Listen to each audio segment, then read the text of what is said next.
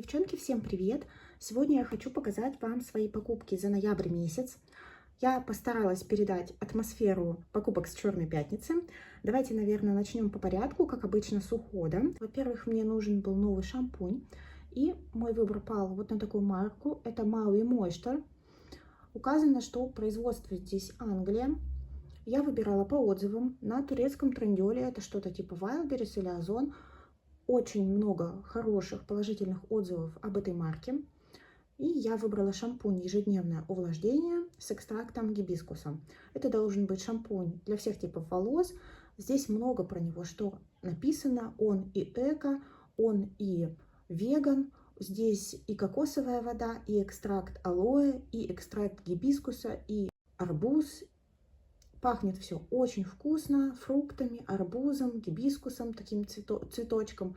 Очень приятно. Я надеюсь, что мне подойдет. Здесь достаточно большой объем. Я пока им не пользовалась. Ну вот, в принципе, рада приобретению, потому что это для меня что-то новое. Я раньше таким не пользовалась. Давайте его как-нибудь так положим, а то он такой яркий, чтобы не перетягивал внимание. Далее мне нужно было приобрести кондиционер. Масками для волос я сейчас не пользуюсь. У меня такой облегченный уход. Шампунь, кондиционер и потом масло для кончиков. Больше я ничем не пользуюсь. Мне так удобнее. Так быстрее, скажем так. И я опять повторила продукцию марки Кёне. Это профессиональный бренд. Я очень люблю их продукцию. Очень давно с ней знакома. В этот раз я взяла кондиционер из линейки с кератином. Это, конечно, было такое для меня решение спорное, потому что кератин не всем подходит. Я вроде прочитала, можно ли его на мои волосы, подойдет ли он мне. И решила все-таки попробовать, потому что очень-очень много положительных отзывов именно на эту линейку. Наверное, самая популярная она у Кёне, именно здесь, в Турции. Я сомневалась, потому что все-таки у турчанок немножко другие волосы. Они жестче, толще, плотнее. Они вьются, возможно, им бы больше это подошло, но тем не менее я решила попробовать. В конце концов, это всего лишь кондиционер. Если не подойдет, не подойдет и ладно. В общем, опять я приобрела марку Кёне. Мне их продукция нравится. Кстати, на те продукты, которые я найду ссылки, я обязательно их оставлю в инфобоксе, девчонки, на тех маркетплейсах в России, которые я смогу найти, скажем так. Также у меня 2 покупки лаков в этом месяце. Вообще я стараюсь лаки не плодить, но иногда мне хочется. Вот у меня не было в коллекции светло-серого лака, мне захотелось. И захотелось какой-нибудь лак голографический. Это все турецкие производители. В Турции вообще не особо богатый выбор лаков. Это все-таки связано, видимо, опять с законодательством, с пошлинами, с ввозом. Это все просто невыгодно, поэтому... И здесь я приобретаю турецкие марки. Я знаю, что они представлены в Европе и в России, поэтому покажу вам. Как вы знаете, я не делаю покрытие гелем, не по каким-то очень значимым причинам, но есть ряд мелких, скажем так, обстоятельств, которые в итоге мне делают использование обычного лака более приятным. И вот я приобрела один лак от Pastel и лак от Golden Rose. Pastel это номер 610, Golden Rose это серия Golographic, она у них давно выходила, и это номер 7. Вот так вот они смотрятся. Лак пастель нанесен в 2 слоя. Как обычно, смотрится достойно. Вот этот вот лак от Golden Rose, он, конечно, больше искрится на солнце, как голографик. В тенечке он смотрится, так скажем, посредственно, если честно. Вот. И лучше бы, наверное, для него подложку. Наверное, я ждала от него большего, от этого лака. Но все-таки он раскрывается при прямых солнечных лучах, и, наверное, при ярком электрическом освещении. Вот. Также в этом месяце я решила приобрести себе несколько масок.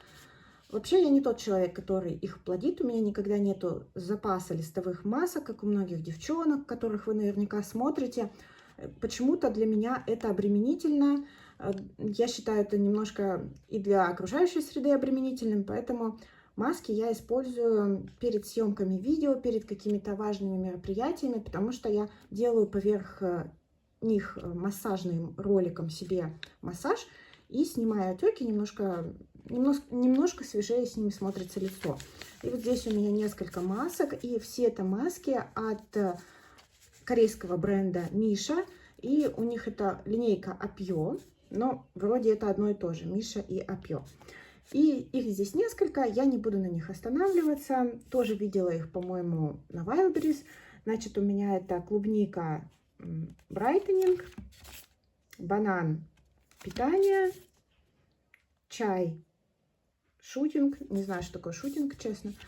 С дыней взяла только из-за запаха, честно вам скажу. И вот 2 с кофе, тоже из-за запаха, и с шоколадом из-за запаха. В листовой маске для меня важно именно ощущение во время использования, ее запах, ее лекало и то, как ощущается сыворотка. Потому что иногда бывает сыворотка очень склизкая и противная, после нее хочется умыться. Иногда наоборот маска сильно сухая, поэтому взяла просто попробовать. Также в этот раз я решила взять в качестве средства для антимакияжа не бальзам для снятия макияжа, а масло. И у меня это масло от Миша, и это Black Head Off. Это довольно популярное их масло, оно именно направлено на также осветление черных точек. Специально взяла, потому что в последнее время у меня черных точек подразвелось. Скорее связано это все с питанием, его надо налаживать. Плюс я сейчас перед съемками видео использую затирку для пор. И, ну, не очень хорошее у меня от нее впечатление. Мне кажется, что это такой кратковременный эффект, который в дальнейшем мне настолько сильно забивает поры, что лучше бы я вообще не пользовалась, но пока пользуюсь. И именно в этот раз я решила, что попробую такое масло, насколько мне будет удобно. Раньше я не пользовалась бальзамами, я пользовалась именно маслами для снятия макияжа. Ну и марка Миша, это давно зарекомендовавший себя бренд, да, корейский, поэтому, в принципе, я в нем уверена, но попробую. Не все масла мне заходят, некоторые масла неприятно оставляют ощущение жирности. Посмотрим. Несколько продуктов я приобрела в Sephora.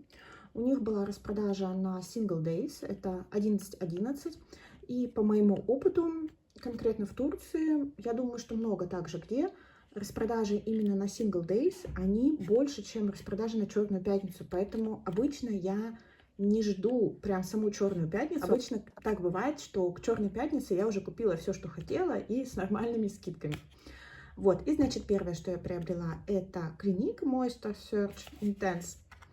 Раньше я не пользовалась этим кремом. Взяла я этот крем в качестве дневного увлажнения на прохладное время года. Я надеюсь, что он мне подойдет. Здесь мини-версия, но мне такое нравится, потому что такого объема крема мне хватит примерно на 3 месяца. И получается, что примерно каждые 3 месяца я меняю свой уход, и мне так комфортно, у меня кожа не привыкает. Я постоянно пробую что-то новое, и у меня ничего не залеживается.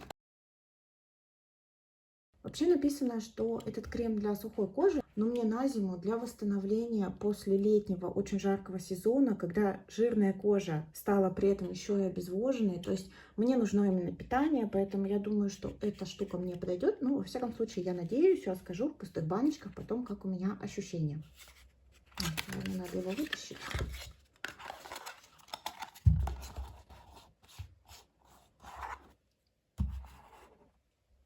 Также я приобрела средства моего любимого, одного из любимых брендов, это Dr. Jart и их линейка CKP Tiger Grass интенсивная ночная маска. Она у меня уже была прошлой зимой, и она мне очень хорошо подходила именно в зимние месяцы на ночь. Я пользовалась ей в качестве ночного крема и была очень довольна качеством кожи. На Dr. Jart были очень хорошие скидки. Люблю эту марку.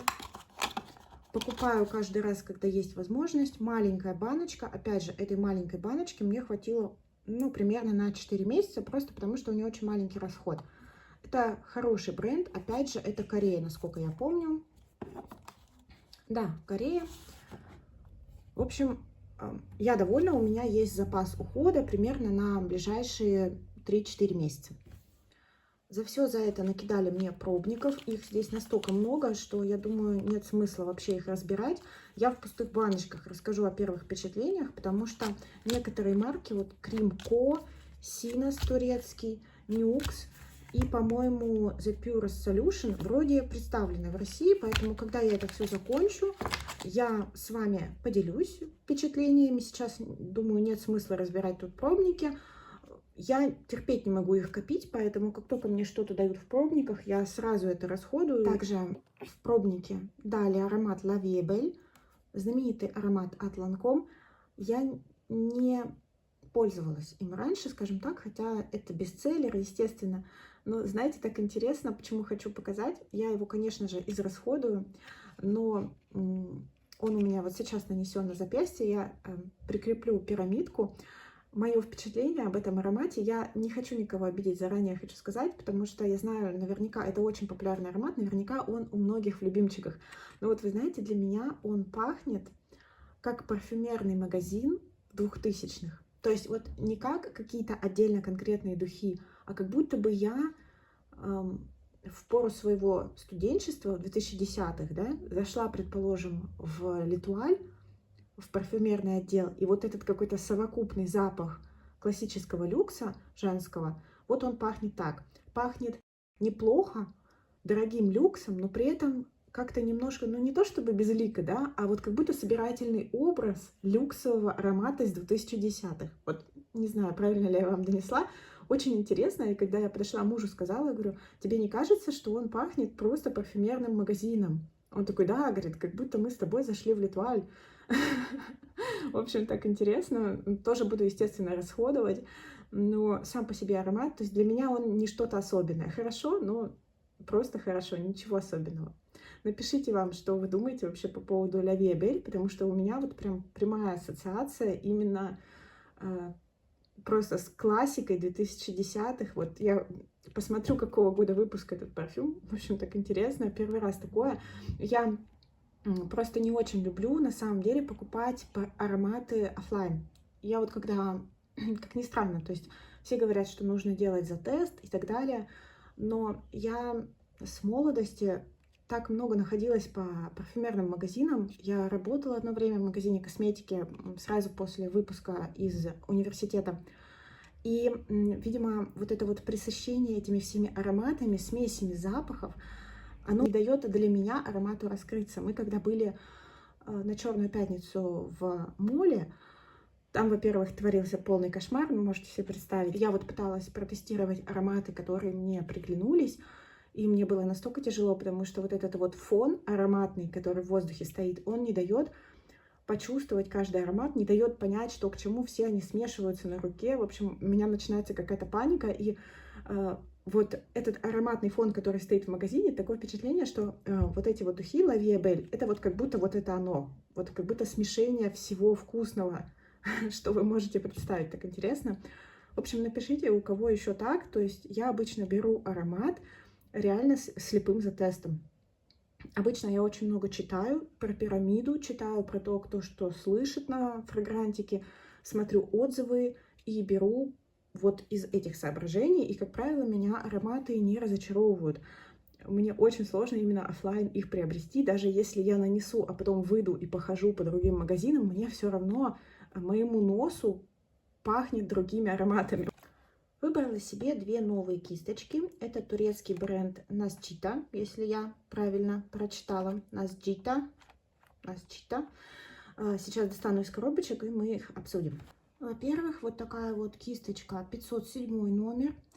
Она указана как длинная кисточка для тушевки. Ну, у меня просто не было такой формы, честно вам скажу. Мне понравилась именно ее какая-то легкость, и захотелось попробовать наносить такой штукой хайлайтеры и так далее. В принципе, она достаточно неплохо сделана, легко очень набита. С удовольствием буду ее пробовать. Качественная, все как обычно, стоило копеечки. Nascita, очень хорошая турецкая марка. А вот эта кисточка, это номер 148, она указана как кисть для подводки. И специально я для этого ее и приобрела. Я надеялась, что она будет классным вариантом для моих сухих подводок, которые нужно разводить водой. И у меня просто не было никогда такой формы кисточки, но мне она не очень понравилась, потому что она не сужается, а как будто обстрижена, как бочонок маленький. Мне кажется, что это будет не очень, но я ее еще не тестировала. Ну, ладно, она стоила копеечки, в принципе, не очень будет жалко, но просто... Получается, купила мусор. Посмотрим. Может быть, когда она намокнет, она будет более тоненькая. Ну, если нет, то нет, естественно, я ей тогда пользоваться не буду. Также я прикупила несколько карандашей от турецкой марки Пастель. Я вам говорила до этого несколько раз, наверное, что я бы хотела себе в коллекцию именно пастельные карандаши для глаз. И, ну, так как тут в Турции ассортимент достаточно специфический, тут нету привычных нам марок, и они недоступны. То есть я, например, очень довольна была пастельными карандашами от Colourpop, но Colourpop с недавнего времени отменил доставку в Турцию, и я, в принципе, их понимаю. Вот, поэтому я пошарилась и нашла вот такую вот турецкую марку и выбрала несколько карандашей от них. Если мне понравится, я, в принципе, приобрету и другие оттенки. Кажутся яркими, но на самом деле здесь именно такие пастельные цвета, которые мне нравятся. Давайте, наверное, попробуем. Я уже их пробовала, и мне они не показались очень классными, если честно, потому что такое впечатление, что на руку, по крайней мере, они ложатся полупрозрачно и какими-то кусочками.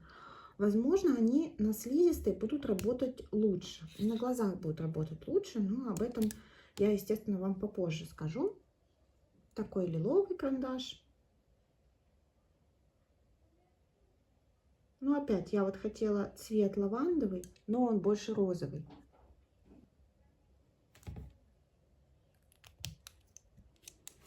Вот как смотрится сводч, видите, то есть даже желтый, он именно не ядреный желтый, не такой вот насыщенный, а именно пастельный.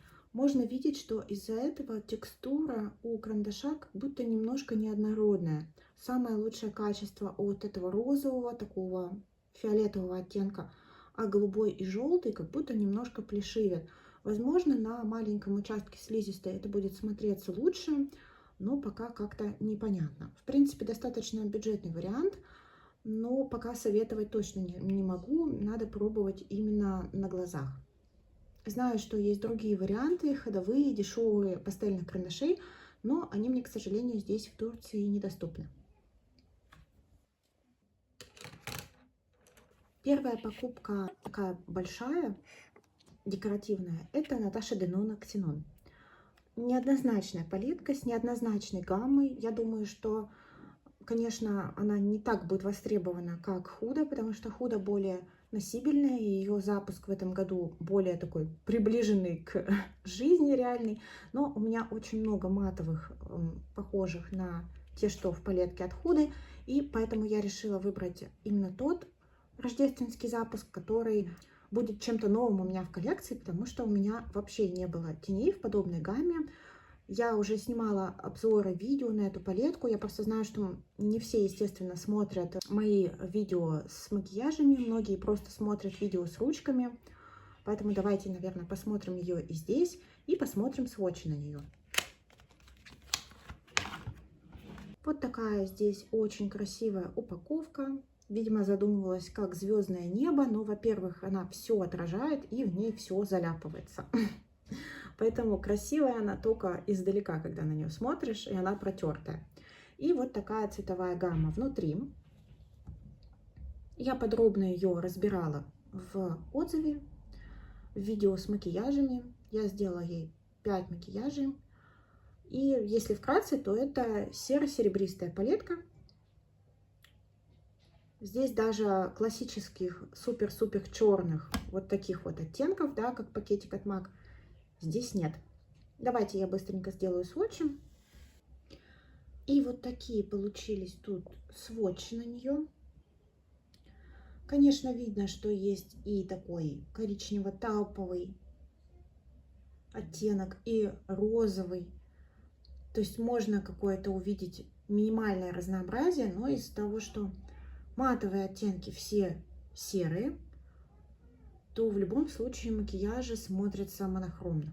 Мне очень нравится, мне неожиданно подошла эта гамма. И здесь, конечно, вот этот оттенок, они потрясающе смотрятся на глазах. Все это искрится. Это, конечно, палетка зимняя, палетка новогодних каких-то вечеринок. Очень красиво, я очень довольна. Ну, это, конечно, вкусовщина, да. Понятное дело, что Если нужно что-то носибельное, наверное, лучше выбрать что-то другое. Но для меня неожиданно эта палетка стала каким-то даже новым нюдом, потому что у меня достаточно сейчас контрастная внешность, а в гардеробе преобладают черные, серые и белые цвета. И неожиданно для меня это стало настолько гармоничным и вообще не смотрится инородно на лице, в макияже, в повседневной носке. В общем, я довольна, очень рада, что я ее приобрела.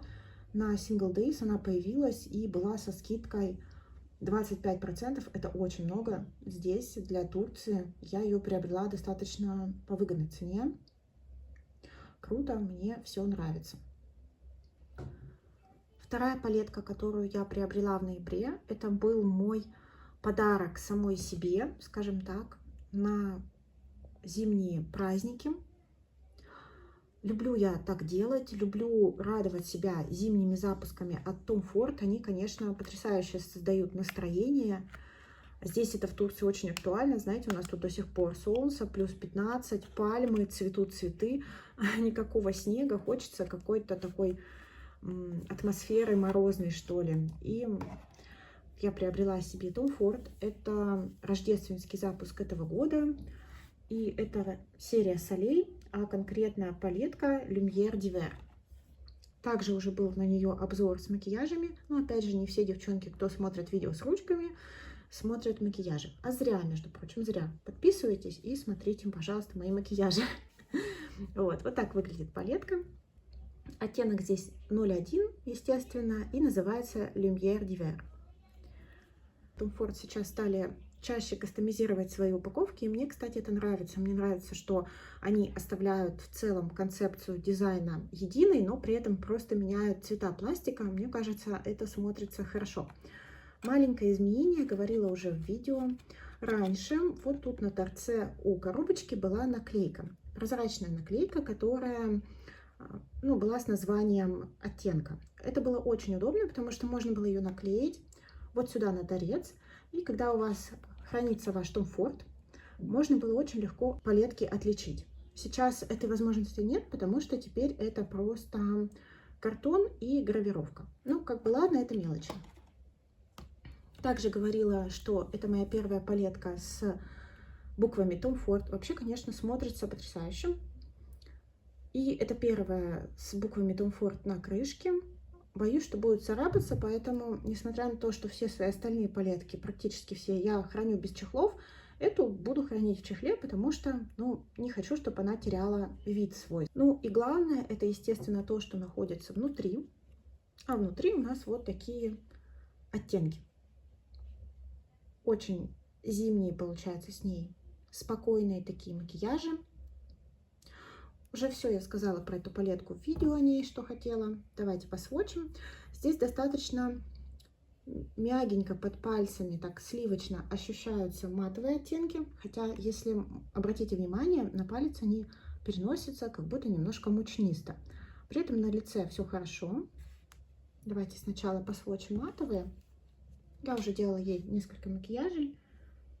Наносится плохо, но это белый молочный оттенок, поэтому такой даже у Наташи бывает, хотя редко. Видите, что он летит, он довольно пыльный, но он и служит в палетке для растушевочного. Фактически это растушевочный оттенок, либо оттенок в уголок глаза.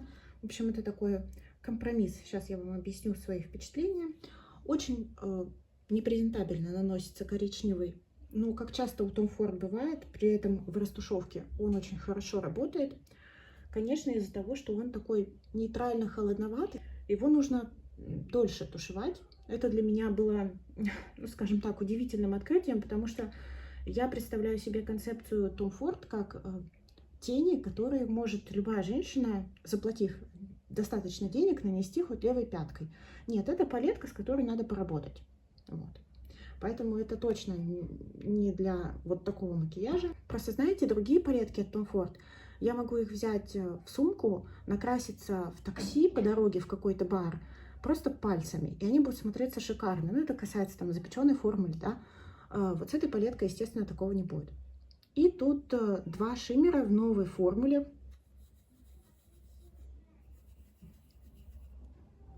Вот так вот они смотрятся. нюдовых два оттенка.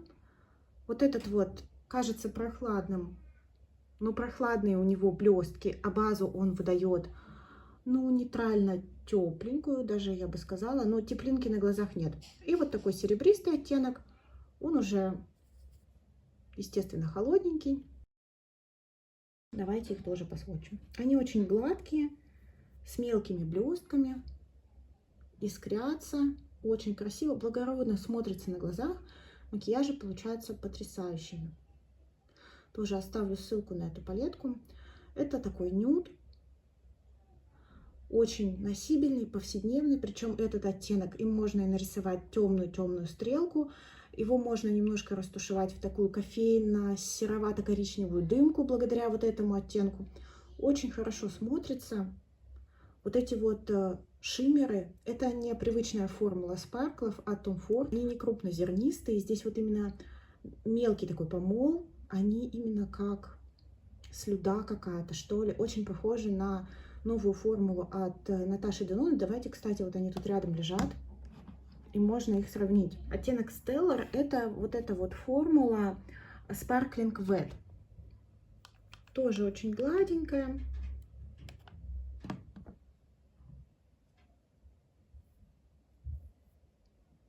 Ну, вы видите, да? Текстура похожа. Очень-очень похоже. Благородное сияние, очень красиво смотрится.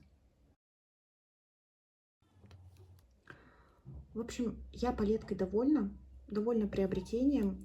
Думаю, что хотя бы раз в год, если есть возможность, можно баловать, ну, если вкусу, естественно, соответствует, можно баловать себя палеточкой от Tom Ford и просто потом получать удовольствие от использования, потому что, конечно, тут видно, что цвета все можно продублировать чем-то другим, но тут вот мы говорим о марке, об удовольствии в процессе использования, от получения наслаждения эстетического от всего, от дизайна, от текстуры, от того, как цвета подобраны, от того, как это все смотрится. В общем, это такая история немножко не практичная, это все понятно, но эту палетку я тоже брала по очень хорошей скидке. На Tom Ford очень редко бывают скидки в Турции, но в этот раз было, по-моему, 25%, и это очень было крутое предложение. Я, естественно, обрадовалась и приобрела. И хотела вам показать единственную свою покупку на Черную пятницу. Представляете? В итоге все я купила на Single Days, а непосредственно на Черную пятницу. У меня так часто бывает, я уже который год это наблюдаю за собой. Я не покупаю ничего на Черную пятницу, вот именно на распродаже этих дней, потому что все уже куплено. И я единственное, что взяла, это бальзам от MAC из их рождественской коллекции. У меня это оттенок Taste for Bubbles. Вот. И я в прошлом году хотела подобный бальзам, их разобрали. И вот в этом году я сразу взяла, естественно, скидки никакой не было. Вот, на все остальное было 30%, но на новую коллекцию не было. В прошлом году было так же. И вот я очень рада. Мне на самом деле, ну, как бы упаковки от MAC, да, они такие непонятные. То есть вроде как бы красивый градиент, красиво смотрится, но упаковка, но не то чтобы он очень легкий, но это все-таки не люкс, да. И здесь не магнит, здесь обычная защелка вот такая вот. Но что творится внутри, девочки, просто посмотрите. Вы посмотрите на это. Я его уже немножко сводчила, сейчас мы с вами посмотрим. В общем, это такая россыпь блесток, он безумно красивый, он обалденный. Я сводчила оба оттенка, я выкладывала в своем телеграм-канале сводчи на них. Второй оттенок тоже красивый, но он будет темнее смотреться на губах, и я побоялась, что мне такой не пойдет. А вот этот оттенок мне показался очень носибельным, он классный. Короче, преимущество этих бальзамов, в отличие от тех же бальзамов от Tom Ford, что блестки в них, во-первых, их очень много, они поэтому прям видны на губах, и они не то чтобы покрывают сверху, да, вот это не напыление, внутри тоже куча блесток. И в прошлом году бальзам был золотой. Это, конечно, классно, но не всегда носибельно. Ну, в плане не так универсально. А в этом году я тоже смотрела на промо-фото и думала, что бальзам опять будет золотой. Но нет, он бронзовый. Причем он на розовой базе, розовая бальзамная вот эта текстура с бронзовыми блестками. В общем, девчонки, это так классно. Мне прям не терпится попробовать его на губах. Я не знаю, увидите вы сейчас или нет, что у него розоватая вот именно сама эта база. Он даже немножко тинтует. А блестки, они именно не золотые, они бронзовые. Я думаю, что на губах, особенно с коричневым карандашом, это будет смотреться шикарно. Сейчас мы опять видим возвращение вот всех этих помад с блестками, с шиммером. Видимо, опять это в моде. И вот эти бальзамы от MAC, это как нельзя кстати. Я очень рада, что у меня получилось его приобрести. Столько блесточек. В общем, я буду с удовольствием его в ближайшие собиралки с вами пробовать. Мне идет еще одна палетка, но она уже не новинка, а просто чисто моя прихоть. И я вот, наверное, вместе с ней и с этим бальзамом сниму собиралку. В общем, шикарный. Я очень довольна покупкой. В общем, девчонки, так выглядят мои покупки за ноябрь месяц. Как видите, не густо. Но, если честно, во-первых, не совсем бюджетные были покупки в плане декоративной косметики. И особо-то ничего и не хотелось. Возможно, по итогам декабрьских распродаж мы с вами еще пересмотрим, если вам будет интересно, мой виш-лист, который я себе составляла, что я из этого взяла, а что не взяла и почему. И... В общем, я еще бюджет выбрала другими, не косметическими своими покупками, поэтому все выглядит примерно вот так, но я настолько довольна, потому что все как будто именно то, что я хотела. Спасибо вам, девчонки, за просмотр, я вам желаю прекрасного настроения, желаю вам не болеть, потому что сейчас как раз у нас зимнее время простуд, чтобы вы себя хорошо чувствовали, чтобы у вас всегда получались удачные макияжи. Отличного вам настроения, еще раз спасибо за просмотр, всем пока-пока!